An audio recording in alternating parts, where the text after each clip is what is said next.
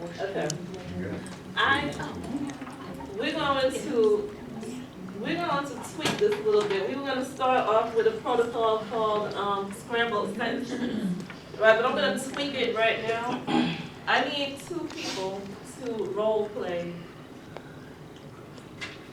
I will role play for you, Miss Stacy. Okay. Here's a science question for you. I want you to find out how you can get that done.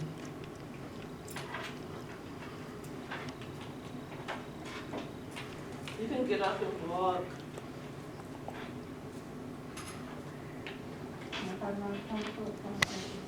Who can you ask to help you get that done? I would start with Ms. Fisher, if there was something. Okay, can you show it to them? One of them or both of them? They might be able to help you.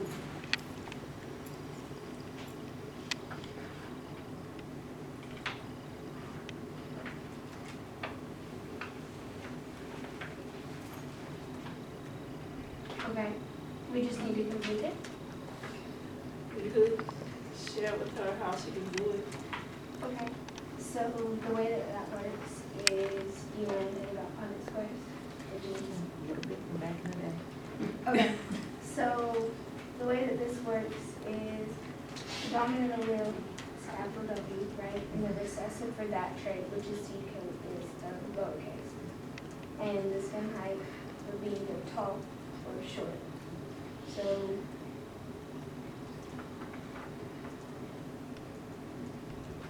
but we're missing what the parents are. Okay. Can you show her how to fill out one of the squares just Okay. a little bit? So if we were doing the Punnett square, and let's say we had a wrinkled seed coat parent, right?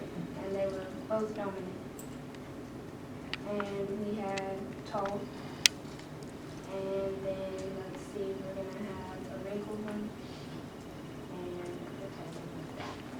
So the capital is dominant, that means the trait always shows up. And we are going to cross these 2. So what we're going to do is we're going to put one parent across the top and one down the side.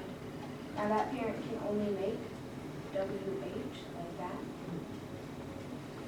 This parent has them all, so it can make capital WH, lowercase.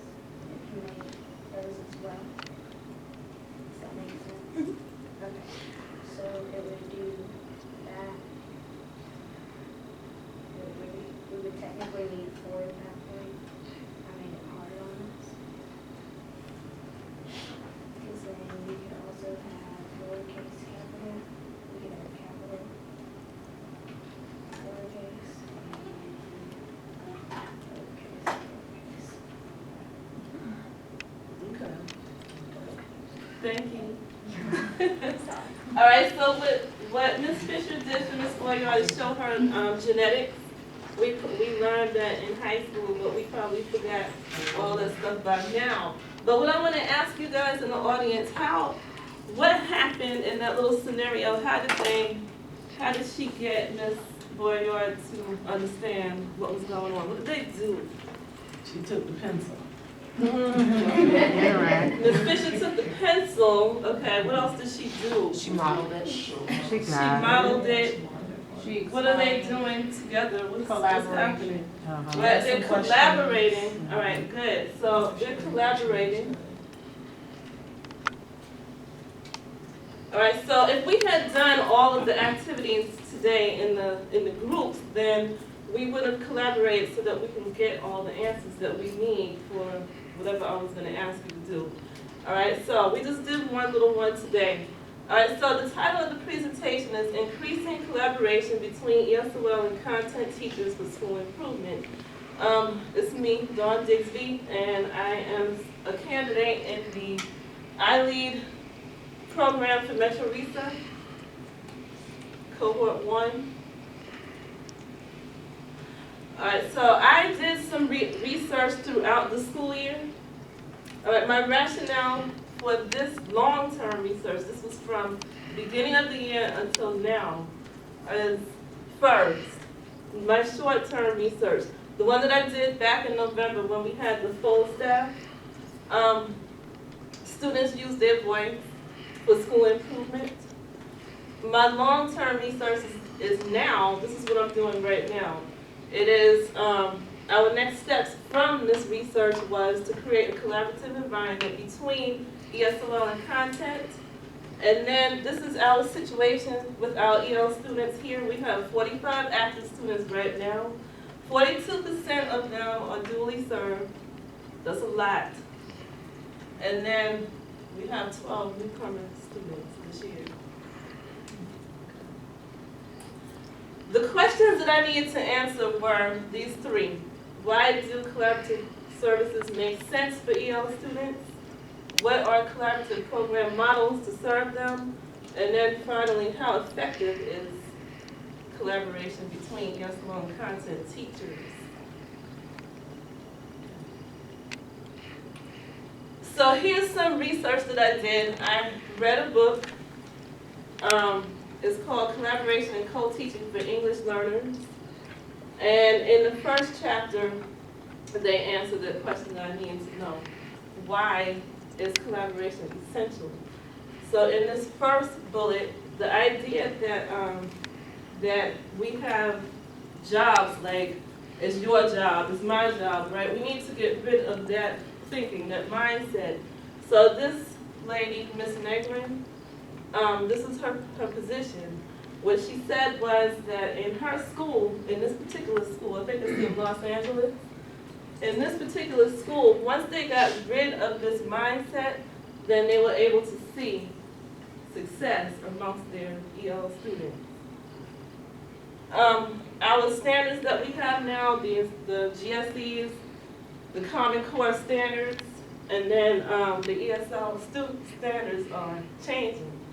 They were recalibrated this year. They're making it more challenging for the students now.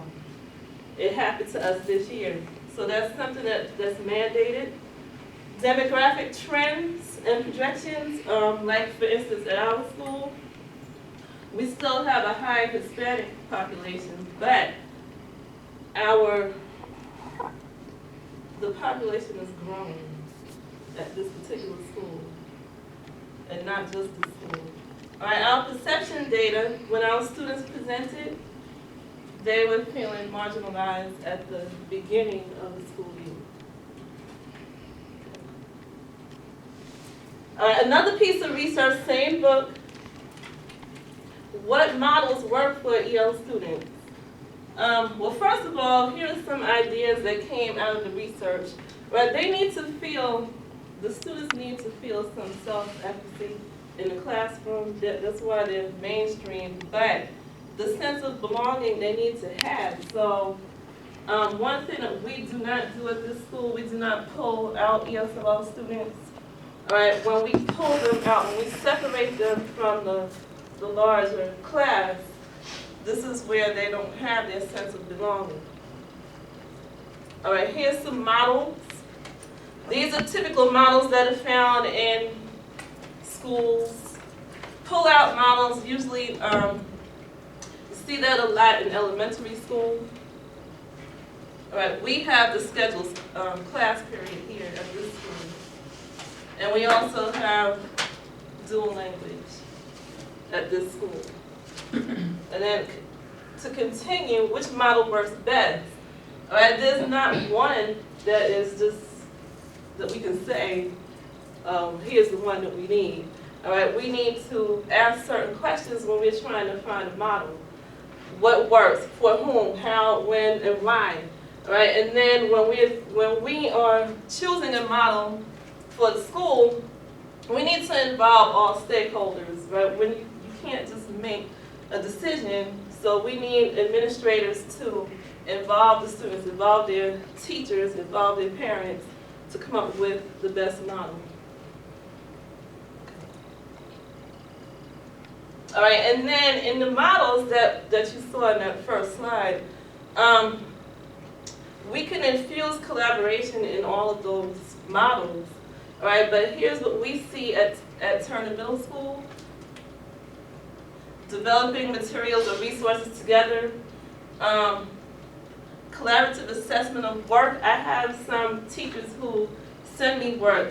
When they get really good work from their students, they will send it to me. They're like, this is what this child did, and they're very proud. They're happy for them. And then, of course, we have co-teaching at the school. All right, how effective is collaborating? That was the final question. And it came from this article. When we want to be effective in collaborating between ESOL and content teachers, we need to have a shared vision and common goals. All right, clearly defined roles for all stakeholders, clear communication, and co-planning time. Now, this is where we have, that's the problem. All right, and when I collected data, this is what I found. This is the challenge everywhere. Okay. All right, so I went to a KSU conference. I go there every year in February. And I found a team of administrators and teachers that did a presentation that day. And they were talking about just what I was researching. All right, the name of it was Collaboration as a Catalyst for Change. And this is what happened to them. It's Etowah High School in Cherokee County. They, well, this is what they have.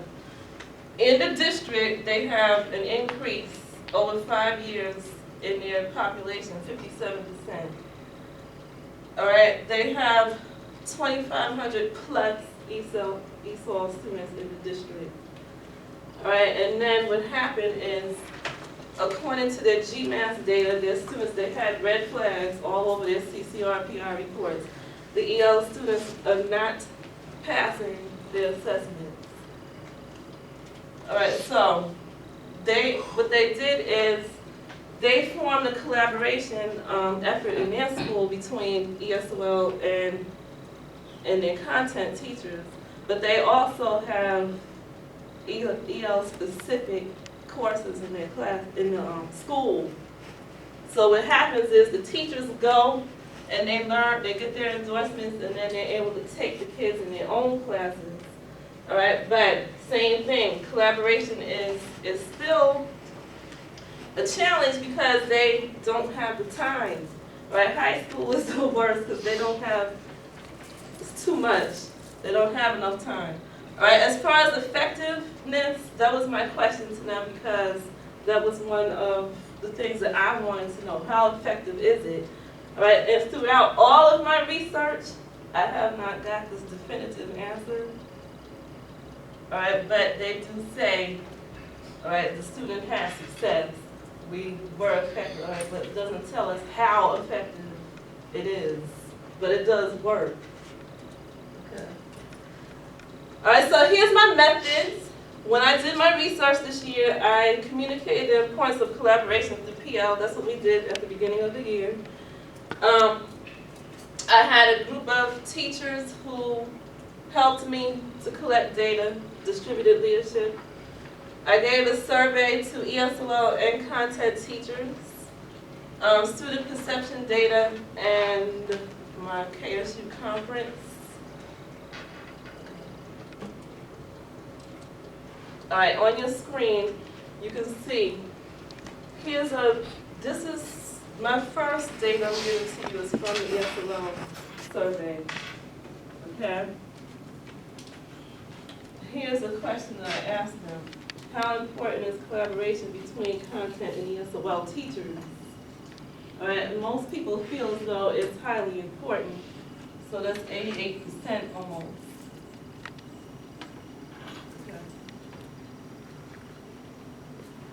Here are the different ways that they collaborate.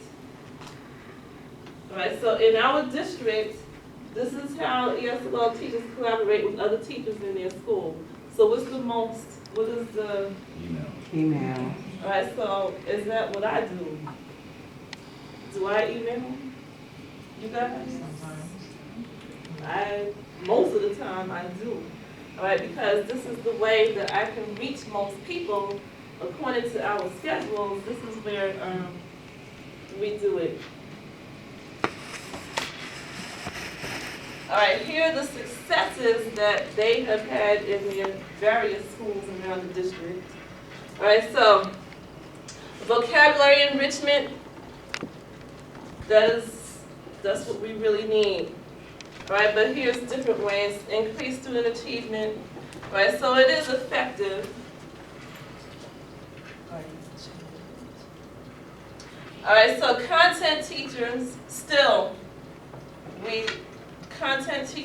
feel as though it's highly important to collaborate between both teachers.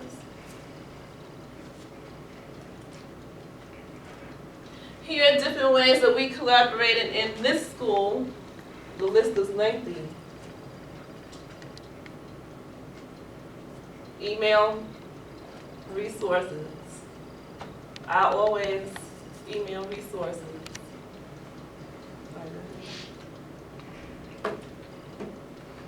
All right, effectiveness. According to the survey, this is our effectiveness in sharing with each other between content and ESOL. So our next steps, we need to do more collaboration. All right, we don't know what the GMAS data looks like yet. I don't know what the access data looks like yet. Right, but the access test was new this year. Some things changed, put it that way. So we don't know what it's going to look like, but here's what we would like to do for next year. Advocate for the best model that will allow collaboration. Look on GMAS data for EL achievement. Create shared goals and a vision for collaboration, and collaborate more throughout the next school year.